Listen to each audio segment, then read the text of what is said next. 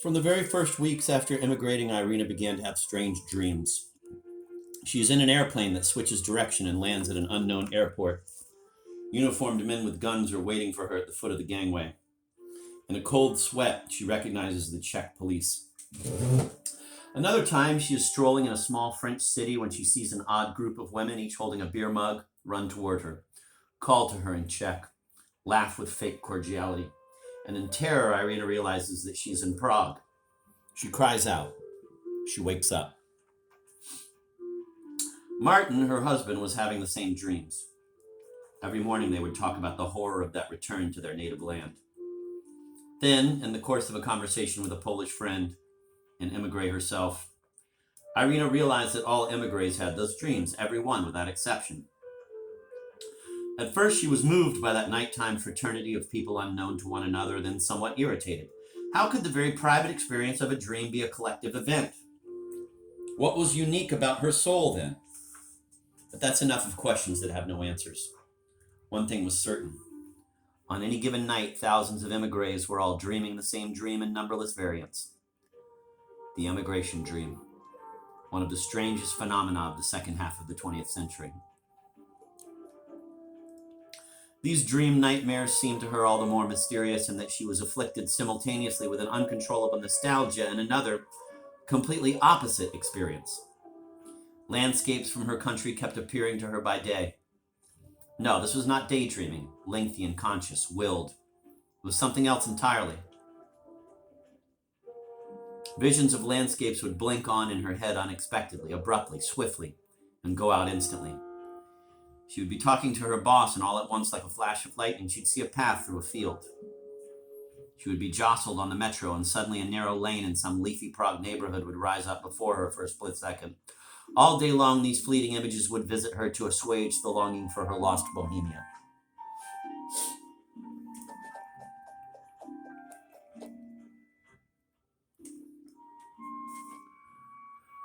The same movie maker of the subconscious who by day was sending her bits of the home landscape as images of happiness by night would set up terrifying returns to that same land. The day was lit with the beauty of the land forsaken, the night by the horror of returning to it. The day would show her the paradise she had lost, the night, the hell she had fled. Loyal to the tradition of the French Revolution, the communist countries hurled anathema at emigration, deemed to be the most odious treason. Everyone who stayed abroad was convicted in absentia in their home country, and their compatriots did not dare have any contact with them. Still, as time passed, the severity of the anathema weakened, and a few years before 1989, Irina's mother, an inoffensive pensioner recently widowed, was granted an exit visa for a week-long trip to Italy through the government travel agency.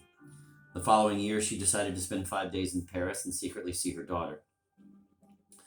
Touched and full of pity for a mother she imagined had grown elderly, Irina booked her a hotel room and sacrificed some vacation time so she could be with her the whole while. "You don't look too bad," the mother said when they first met. Then, laughing, she added, "Neither do I, actually. When the border policeman looked at my passport, he said, 'This is a false passport, madame. This is not your date of birth.'" Instantly, Irina recognized her mother as the person she had always known, and she had the sense that nothing had changed in those nearly 20 years. The pity she'd felt for an elderly mother evaporated. Daughter and mother faced off like two beings outside time, like two timeless essences. But wasn't it awful of the daughter not to be delighted at the presence of her mother who, after 17 years, had come to see her? Irina mustered all her rationality, all her moral discipline, to behave like a devoted daughter. She took her mother to dinner at the restaurant up in the Eiffel Tower. She took her on a tour boat to show her Paris from the Seine. And because the mother wanted to see art, she took her to the Musée Picasso. In the second gallery, the mother stopped short. "I've got a friend who's a painter. She gave me 2 pictures as a gift. You can't imagine how beautiful they are." In the third gallery, she declared she wanted to see the Impressionists. "There's a permanent exhibition at the Jeu de Paume." "That's gone now," Irina said. "The Impressionists aren't at the Jeu de Paume anymore." No, said the mother, "they are. They're at the Jeu de Paume. I know they are, and I'm not leaving Paris without seeing Van Gogh." Irina took her instead to the Musée Rodin. Standing in front of one of his statues, the mother sighed dreamily. In Florence, I saw Michelangelo's David. I was just speechless. Listen, Irina exploded. You're here in Paris with me and I'm showing you Rodin. Rodin, you hear? Rodin! You've never seen him. So why are you thinking about Michelangelo when you're right in front of Rodin? The question was fair. Why, when she is reunited with her daughter after years, does the mother take no interest in what the younger woman is showing her and telling her? Why does Michelangelo, whom she saw with a group of Czech tourists, captivate her more than Rodin? And why, through all these 5 days, does she not ask her daughter a single question? Not one question about her life, and none about France either, about its cuisine, its literature, its cheeses, its wines, its politics, its theaters, its films, its cars, its pianists, its cellists, its athletes. Instead, she talks constantly about goings-on in Prague, about Irina's half-brother by her second husband, the one who just died, about other people, some Irina remembers and some she's never heard of. A couple of times she's tried to inject a remark about her life in France, but her words never penetrate the chinkless barrier of the mother's discourse.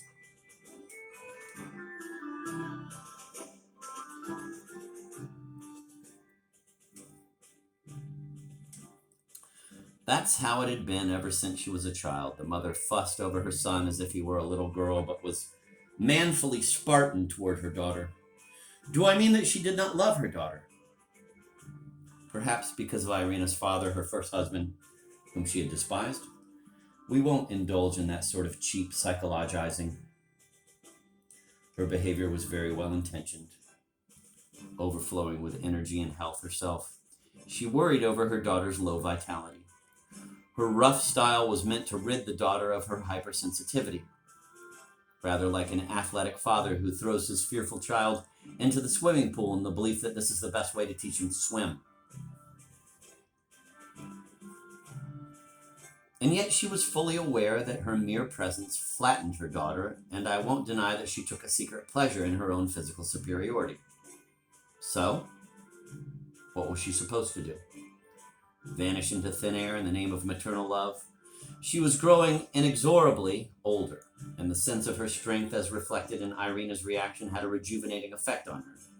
When she saw her daughter cowed and diminished at her side, she would prolong the occasions of her demolishing supremacy as long as possible. With sadistic zest, she would pretend to take Irina's fragility for indifference, laziness, indolence, and scolded her for it. Irina had always felt less pretty and less intelligent in her mother's presence. How often had she run to the mirror for reassurance that she wasn't ugly, didn't look like an idiot? Oh, all that was so far away, almost forgotten. But during her mother's 5-day stay in Paris, that feeling of inferiority, of weakness, of dependency came over her again.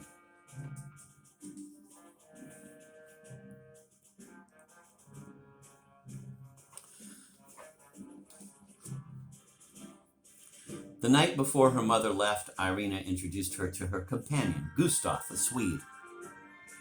The three of them had dinner in a restaurant, and the mother, who spoke not a word of French, managed valiantly with English. Gustav was delighted. With his mistress, Irina, he spoke only French, and he was tired of that language, which he considered pretentious and not very practical. That evening, Irina did not talk much. She looked on in surprise as her mother displayed an unexpected capacity for interest in another person. With just her 30 badly pronounced English words, she overwhelmed Gustav with questions about his life, his business, his views, and she impressed him. The next day, her mother left. Back from the airport and back to peace in her top-floor apartment, Irina went to the window to savor the freedom of solitude.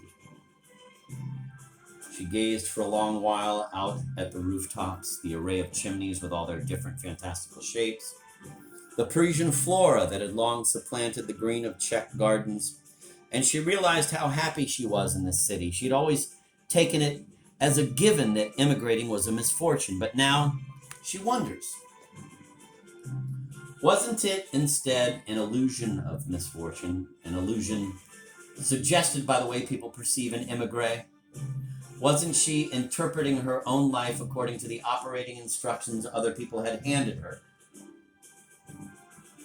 And she thought that even though it had been imposed from the outside and against her will, her immigration was perhaps, without her knowing it, the best outcome for her life.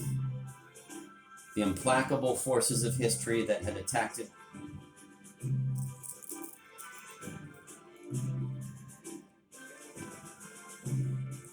The implacable forces of history that had attacked her freedom had set her free.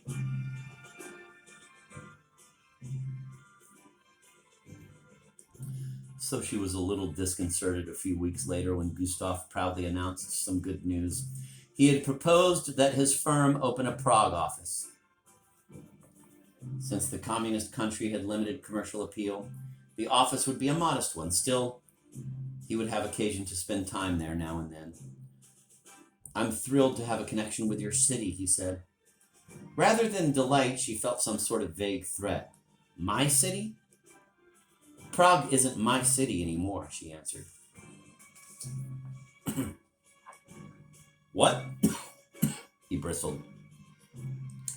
She had never disguised her views from him, so it was certainly possible for him to know her well, and yet he was seeing her exactly the way everyone else saw her. A young woman in pain, banished from her country. He himself comes from a Swedish town he wholeheartedly detests and in which he refuses to set foot. But in his case, it's taken for granted, because everyone applauds him as a nice, very cosmopolitan Scandinavian who's already forgotten all about the place he comes from. Both of them are pigeonholed, labeled, and they will be judged by how true they are to their labels. Of course, that and that alone is what's emphatically called, quote, being true to oneself, end quote. What are you saying? He protested. Then what is your city? Paris. This is where I met you, where I live with you. As if he hadn't heard her, he stroked her hand. Accept this as my gift to you. You can't go there, so I'll be your link to your lost country. I'm happy to do it. She did not doubt his goodness. She thanked him. Nonetheless, she added, her tone even, but please do understand that I don't need you to be my link with anything at all. I'm happy with you, cut off from everything and everyone. He responded just as soberly. I understand what you're saying. And don't worry that I expect to involve myself in your old life there. The only one I'll see of the people you used to know will be your mother. What could she say? That her mother is exactly the person she doesn't want him spending time with. How could you tell him that? This man who remembers his own dead mother with such love. I admire your mother. What vitality. Irina has no doubt of that. Everyone admires her mother for her vitality. How can she explain to Gustav that within the magic circle of maternal energy, Irina has never managed to rule over her own life? How can she explain that the constant proximity of the mother would throw her back into her weaknesses, her immaturity? Oh, this insane idea of Gustav's wanting to connect with Prague. Only when she was alone back in the house did she calm down, telling herself, the police barrier between the communist countries and the West is pretty solid, thank God. I don't have to worry that Gustav's contacts with Prague could be any threat to me. What? What was that she just said to herself? The police barrier is pretty solid, thank God? Did she really say, thank God? Did she, an immigrant, everyone pities for losing her homeland, did she actually say, thank God?